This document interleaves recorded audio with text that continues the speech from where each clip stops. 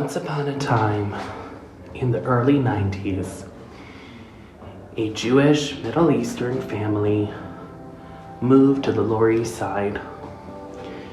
It wasn't the most upkept place, wasn't the most beautiful place, but the soul of its neighbors, the diversity of culture and food, brought with it many joyful memories.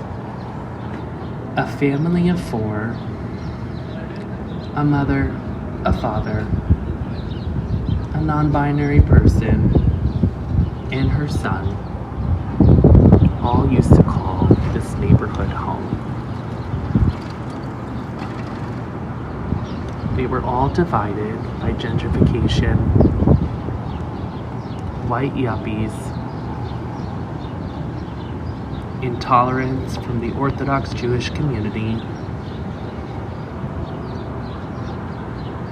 hate crimes, abuse of drugs, fraudulent politicians, and more.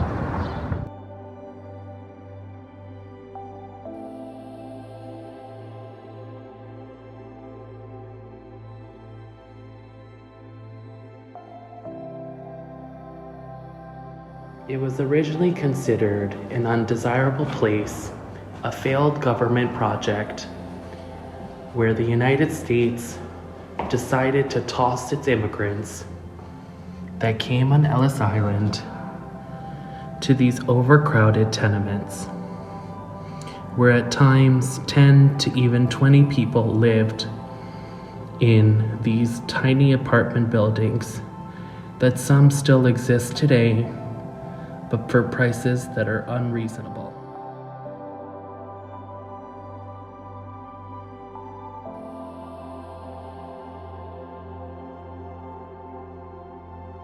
Like these drawers, New York City is becoming more occupied, filled with gentrifiers, and yet there are still more vacant apartments that can't afford to hold our abuelitas, our bubbies, our zadis, our activists, our artists, our poor, our working class.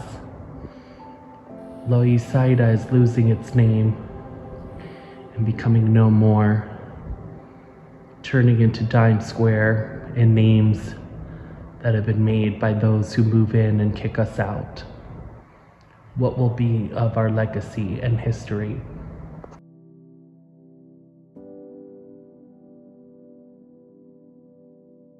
My mother is fortunate to live in a race-stabilized home where she was able to grow a modest family for many years.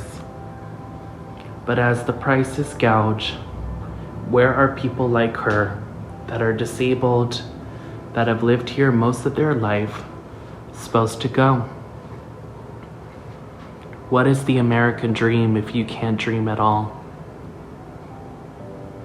You can't play with your neighbors.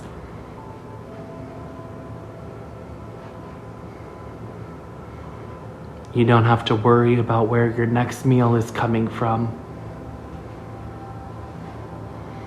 The story of gentrification on the Lower East Side is one that should be concerning for all people.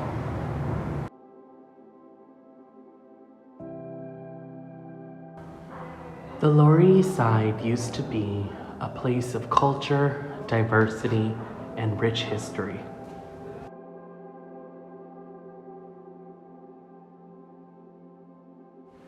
So many movements and great artists came out of this neighborhood, like the Nuyorican Poets Cafe and the Nuyorican movement in the 1960s. A neighborhood once so vibrant, full of life, full of decent jobs, modest families, was torn apart by whiteness, white erasure, and capitalism. Like so many other immigrants that made the Lower East Side its home, its roots, its language and history started getting replaced by bars, fancy museums, corrupted officials with nowhere to go to find stability. What will the next century of my neighborhood look like? What ties or disconnection will I have to a place I used to call home? Will I recognize its features? Will people remember my name? We are not recycled goods. We are not disposable. We deserve to have homes that we could afford and not accosted only to those who are wealthy and white and able-bodied. My roots might have started in this neighborhood, but I always see myself as a New Yorker. And the fight for equity and housing justice includes all people, wherever I go. Your story is my story, mi casa, tu casa. I want to envision a day in the horizon, in the future, where all people and all walks of life can stay where they lay their roots, and that no one has to worry about where will we go from here. Where is a neighborhood without its history, without its people, without its culture, and without meaning?